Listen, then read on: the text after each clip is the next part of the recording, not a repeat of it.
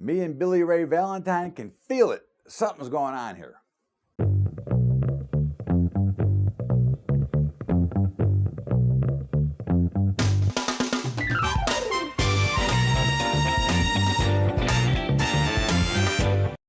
What's up, everybody? Welcome aboard to Bubba's Bottom Line. Todd Bubba Hortz with you, and it's, of course, our weekly edition of our show and our comments about the markets. And as Billy Ray Valentine said in Trading Places, I can feel it, and I'm telling you, I can feel it here in these markets here. I think you're looking at some action that certainly suggests that there's something big happening underneath the surface, and we don't know what it is yet. But you can kind of see by the way the markets are trading. And you can kind of see how much edge the markets are on right now. Now, again, I go back in this business 40 years. And in 40 years, I have never seen a first quarter with such pathetic volume, especially when you compare it to the end of the fourth quarter. The Thanksgiving to New Year's volume was much bigger than the January 1st to today's volume. That is not the correct ratio, okay? So all of that suggests that there's something happening somewhere. And to me, if I look at it, I say that it looks like we still have we'll call this a retail rally, okay? This is not the makings of big fund money. This is not the makings of big trading firms buying in. This is the makings of a lot of the retail trade buying in, maybe some of the smaller firms, those chasing the market. But this rally looks more like the fear of missing out rally. Now, however, that does not mean we think the markets are going down here. It just means that's what we're seeing here from a volume standpoint and from the action in the markets. If you've noticed, the daily ranges have gotten narrower and narrower, okay, which again suggests a big move is coming. Now, we said last week that although we are still long, and of course our algorithms are still long the market, so we are not shorting the market here, but I would think over time here, I think that there's a 25% chance we have a chance to run to the highs, and I think it's a 75% chance we test the lows. Again, but the one big problem that many traders and investors have is they're trying to time it. We cannot time it. The best way to trade this is to wait to react to the market, okay? That's the bigger key here, is if you can have patience enough to react when it starts to happen instead of trying to guess it. Because again, there's really no great lean. And when you have a market that is not offering volatility, and a market that is not offering volume, and a market that is not offering wide daily ranges, the only place you can put yourself is in trouble. So again, I can feel it, I can see it. I'm telling you, there's going to be a news announcement someplace. Now, we saw a little bit on Friday, late day. I don't know if you noticed, but at 3:59 Eastern time, the markets exploded to the high side, to the upside. The S&P went up 8 points or 9 points in the last 1 minute or so, based on something the Fed did, okay, which is another joke in itself, which just goes to show you how clueless they actually are, okay? They're now considering keeping QE, we're going to call it QE forever, okay?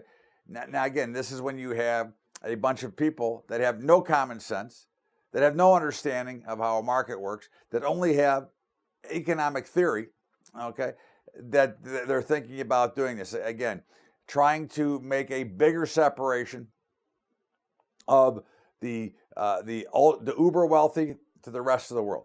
Because again, the only people that really benefit from these policies are the upper 1 or less than 1%. So again, we've got this same crap going on once again, where we've got more of a manipulative type of place versus a real market. And of course, if you go back, we reference this a lot, but if you go back and read The Creature from Jekyll Island, this will show you that the market here itself is being more manipulated and more being caught into socialistic, because there's bringing more of the wealth to the upper, because they're the only ones who can take advantage of what is going on here. So again, I just wish from my standpoint, we could just have the free market trade, real price discovery, and a real market.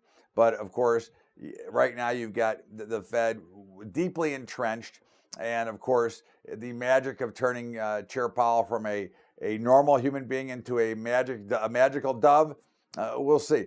But in the meantime, so that's one news item. Now, again, I think there's more. I think you'll probably see something with the China trade wars. Okay. Now, again, the big issue here is the intellectual properties. Now, I'm sure they're going to agree that they're not going to steal the intellectual properties, and they're going to steal them anyways. I think the only thing you'll see here is that U.S. companies will not have to give half of their company to operate in China. But again, do we really think that any country, including us, is going to stop trying to, the undercover work, the secrets and everything else? I mean, do we really believe that that's really going to be part of a deal? Again, it may be one on the surface when they sign it, okay? But at the end of the day, do we think the espionage and all the other things that go on, throughout all the spying between everybody, again, nobody is innocent here because obviously it happens all the time. So again, I think that'll probably be, the deal will be done there. Now, again, we had some news last week that said, we're not going to talk, we're going to talk. You can bet the Chinese New Year is over. They're going to get something done. They're going to get a deal done. We'll see a quick pop. Now, I believe that quick pop in the markets will fail. I think what you will see, though, is the grain markets will take off. But again, we'll talk about that a little bit later. But in the meantime, there is no question in my mind that there will be a deal done. And again, there will be some concessions on both sides. But I don't see, as I have said from day one, this is not new. Deal will get done. And I think the markets have already priced it in. I think if the deal does not get done, the markets could collapse. Okay, because I believe, based on the trading action, that we've already priced in that a deal will be done. And I think that's kind of what we're seeing, and another reason why we're seeing the markets hold higher. But again, I go back to the lack of volume. Again, the first quarter should be, the fourth and the first quarter are usually the biggest quarters of the year, okay, especially for traders. Well, the fourth wasn't bad, but the first is just brutal. This is more like summer trading. So we'll see what happens from here. But again, I think that you've got a lot of talk. And again, I'd like to hear from my farmers and producers out there. We know that you're already constricted by price, by some of the government regulations and some of the things that go on. But are you also struggling because of the tariffs and the lack, or are we struggling because we have an oversupply? Okay. Again, we're starting to see some weather in some areas that would probably free up some. So I would like to hear from you, though, if you have any comments, because again, I'd like to get the inside scoop from what you're thinking. But that's because they're talking about the catastrophic fall in farm prices and wages and things like that. So I'd like to hear from you. You can email me at bubba@bubbatrading.com if you'd like to comment. I'd love to hear it because I will talk about it. But again, from the guys I talked to, I have not heard that overall complaint. Again, the one thing I've heard, which has been consistent, is they've obviously had some very good crops the past few years, which, again, when you don't have as big a demand and we have not had an issue that has created any shortage, it keeps prices depressed, as well as some of the regulations that keep prices depressed. So again, we'll see how that works out. And again, I would love to hear from you. But, we talked about that the Fed wants to use regular QE. I mean, that's just almost comical. And I think that once again, the central banks are going to blow it. Okay. I think you've seen throughout the globe, the massive amounts of money printing, which is really, again, offering that secondary issuing, okay, on your money, right? That's why you cannot be in cash. That's why you always need to be invested somewhere, okay, because you can't make any money in cash, because cash continues to flitter away and die. It's like dust in the air. And the more these guys manipulate it, the more you end up with less. And again, this is one thing that, of course, is why we say, for example, be in the equity markets and being hedged okay, so that you can always stay in. So you don't have to worry about whether the markets go up or down. You're in the markets regardless. But again, I think that, when you look at the big picture, okay, I think you're seeing right now that a big percentage of Americans are underwater in their house once again. Okay, does that sound familiar? That we are now once again underwater. So we've had this dramatic increase in consumer confidence, dramatic increase in spending. Okay, what's amazing though? The same mistake that we see made over and over and over again is we continue to see the American consumer get too far deep in debt because they get overconfident and they go, well, now I'm back to working, I'm making money, and of course they spend. Well, again, there's nothing wrong with spending, and certainly we all want to buy things, but we have to understand that, that people are starting to use their house once again as an ATM. And of course, you get bombarded from all these lending institutions that want to lend you money. So why not take it? And of course, you end up in, where, right? You end up in the odd house, okay? You go from the penthouse to the odd house because you decide that, well, I can borrow this money, I can go out and buy that new car, I can go out and buy whatever it is, with no regard that we just came out of some major turmoil and we are now just starting to get jobs, okay?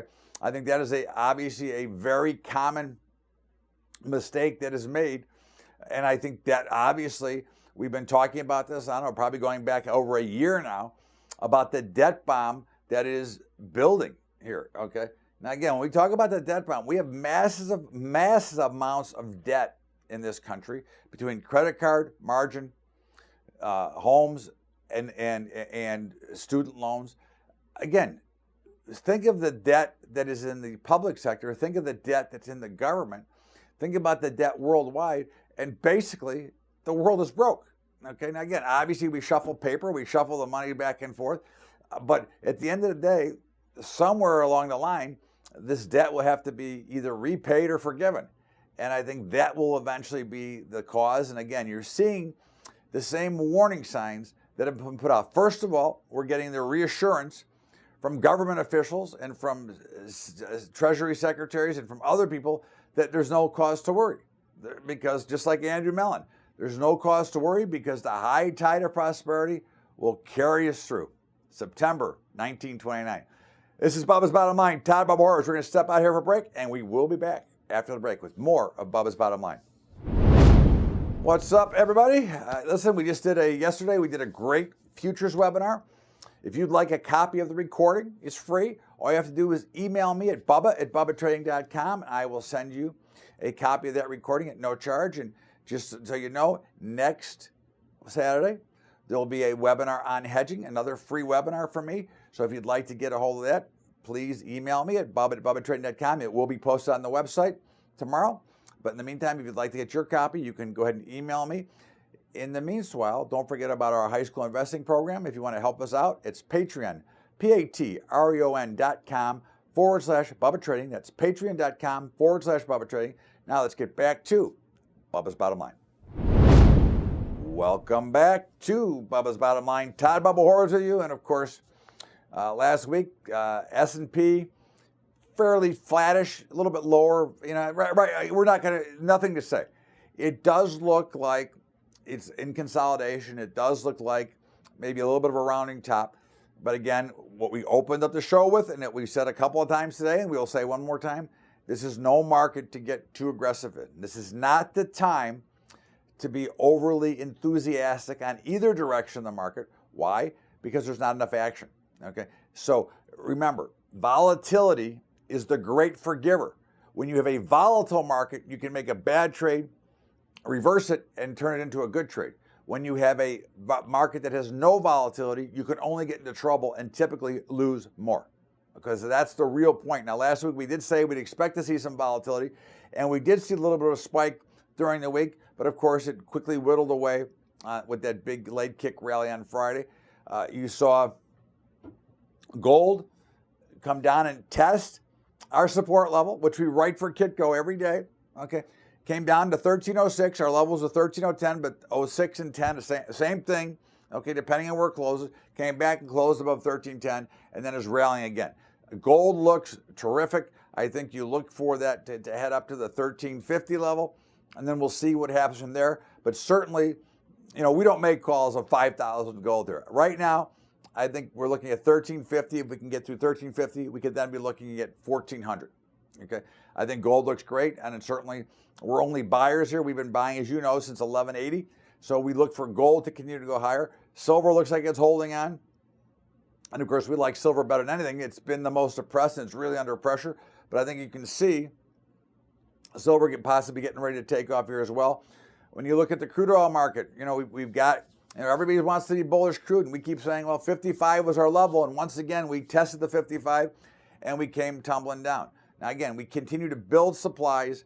You know, people want to talk about what's going on with Venezuela and the problems in Venezuela. And of course, you know, there's a lot of stuff going on in Venezuela now with China and Russia trying to get involved, and the U.S. trying to, you know, get Maduro out and get the regime out and recognize Guaido as the president. So there's a lot going on there, but it really hasn't affected the price of oil. Okay, now again, we know they're the biggest in the world, but it has not really affected the price of oil, nor should it. We had another build in supply. So again, when you factor in that most likely the rally was on the reduction of rig counts and for a couple of other reasons, well, you know that if I know that I can produce a barrel of oil at 35 and now I can sell in the futures markets at 50, I'm going to start producing more and selling futures. And I think that's something that, you know, again, we seem to forget the model, because that's, you know, basically what we see happening. It happens in all markets, especially those that you can hedge through the futures market. Okay, so I expect oil to continue to come lower. We're looking back to get into the high 40s, and I still will say that at some point this year I expect to see the high 30s. But right now, one level at a time, 50 should hold as support, but I would expect that to fail and then come down into the 40s, and we'll see what we look like from there. The bond markets have been torturing me and are now pushing higher once again. And again, we see no reason for it. We think that interest rates are going to go higher, which means that bond futures should go lower again. They're an inverse relationship. Bond futures up, interest rates down. But we think that's going to change. But of course, we will have an exit here at some point if they don't turn. You know, we're short the U.S. Treasury bonds, and we're short the Russell, which neither trade is working very well at the moment, and we'll have to make decisions here this week. But again, that's just the way it goes. We are along the S&P, and again, these are things that you have to look at and follow the actual market movement as you're going through it. So again, one of the things you have to remember when you're in markets is at some point you gotta cry uncle if you're wrong. So that will be very close here. We'll be managing those very, very closely.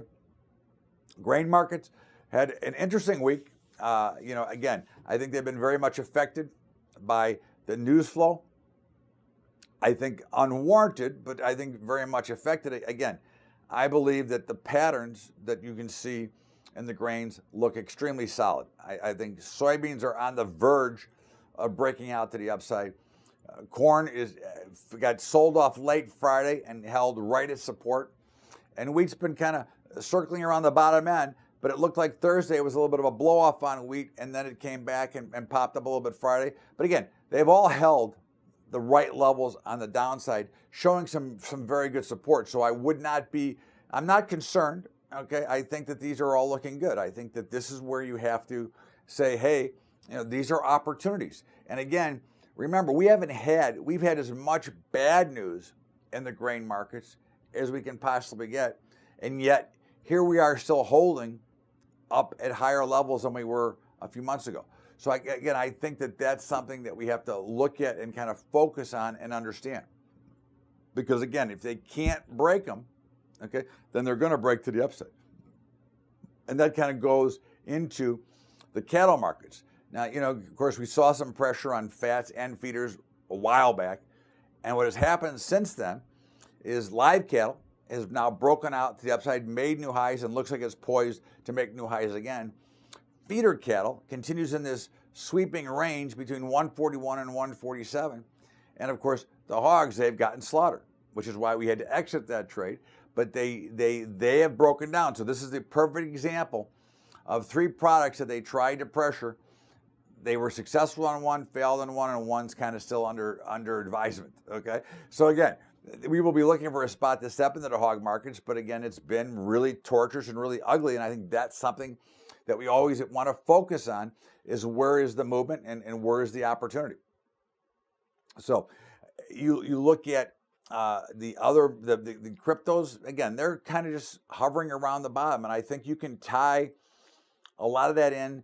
I think a lot of pressure is being kept on the cryptos by some of the big players out there because, again, I believe that they're going to be around. I believe they're going to be real, and I believe that what you're going to see here is that as soon as everybody can figure out how to get their piece out of it, okay, I think you'll start to see them start to move higher again. I think you've got, the big banks are keeping some pressure, but I think they're buying at the same time. The cryptos at this level have the same issues that gold and silver get. There's a lot of funky business that goes out around underneath the surface that we have to watch for. So I think that is something that you have to look at, okay? And I think that is, again, the big deal. So looking forward to the week, supposedly the U.S. and China are supposed to continue their trade talks. We'll see how that works out. I think, again, there's going to be some issues to be here, but I think basically I don't expect market action to pick up anymore. I think this is one thing that we always have to be prepared for, is markets do not announce themselves. We don't know when the next big wave of volume or reason to buy or sell is going to come in. That's why you have to watch. You have to be patient. You have to observe the market, because I think that you must be prepared. And of course, as we look at the end of this big rally we're having, it does look like it's possibly starting to pause. But again, there is no reason to try to pick or try to guess the top. We're going to step out here for a break and come back with my commentary. This is Bubba's Bottom Line, Todd Bubba Horowitz, and we will be right back after the break with more. What's up, everybody? Listen, I want you to, I did a great futures webinar yesterday. If you'd like to get your copy, all you have to do is email me at bubba@bubbatrading.com. Of course, don't forget Bubba's Daily Updates. If you haven't signed up for the texting and the daily updates and the video, you can go to bubbatrading.com and sign up for those, or you can just go to bubbatrading.com/video SMS, but certainly check those out. We're doing a hedging webinar on Saturday, the 16th. If you'd like to be invited to that, it's free. You can just email me at bubba@bubbatrading.com. And of course, don't forget our high school investing program at Patreon, patreon.com/Bubba Trading. That's patreon.com/Bubba Trading. In the meantime, let's get back to Bubba's Bottom Line and my commentary. Welcome back to Bubba's Bottom Line, Todd Bubba Horowitz. And of course, every week we give you a little bit of what I'm thinking. And of course, I was fortunate enough to get to talk about the Green New Deal, okay, the Green New Deal on Fox on Friday morning. But again, it's almost comical how far left we have gotten. Now, again, I don't say some of the ideas in the Green New Deal are not good ideas. I think some of the energy ideas are good. But again, I think one thing I said and one thing I will say now, as long as big oil is controlling the country, which they still do, you're not going to see a lot of these green types of energy processes. Again, I think there is some validity to it. You have to give AOC some credit for being very energetic. I don't think her ideas are very good, but she is swaying the party, and I think that is going to be the overall problem. Okay, she's bringing too many people to the left with her, because again, free college, free money, which brings us to Mayor Rahm Emanuel, another genius. Okay, from the home state of Illinois and the city of Chicago, wants to give I think 10,000 people $1,000 a month for nothing. Okay, now isn't that the way it should be? Shouldn't we? What happened to work? What happened to going out and earning a wage? My only question is, when we have able-bodied people, able-bodied Americans, what happened to going out and working for a living? What happened to getting a job? Where did it become that we give away all this free stuff? Okay, that's the big key, the big question I have. Okay, I mean, Rahm Emanuel, he's getting out of office anyways, so why wouldn't he do something stupid and talk about giving away $1,000 a month? Maybe he wants to give it to the sanctuary people that aren't even citizens. That would be even better. Okay, so but you go back and you look at some of these programs that they want to put in. Now, again, I am, as I've said many times, I am more center, and I think that's one reason that you could see Howard Schultz make a good run, because he is more of a center guy. You know, his issues are liberal and is fiscally conservative and liberal with his ideas. So again, in the meantime, the Green New Deal is somewhat laughable. Again, there's some good ideas in there, and I have to respect her energy. But you have these people that have no clue, and the real question is, we've already got $22 trillion in debt. Where is the money going to come from? Oh, it'd probably come from you and me. Okay, isn't that great? And it's amazing how they want to tax the uber wealthy. Okay, but you know who always ends up paying those taxes, right? That's right, you and me end up paying those taxes. So maybe we should take Mayor Rahm Emanuel, and we can take AOC, and we can take all the others that are so far left that want to take our money and have us support everything, and we can put them on a spaceship and send them to Mars or the moon, and they can bring their socialism with them there. This is Bubba's Bottom Line. Have a great day, everybody. As always, we appreciate you being here, and we'll see you back here. For those who subscribe, we'll see you back here tomorrow with Mondays with Bubba's Daily Update. Have a great rest of your weekend, everybody. We'll see you later.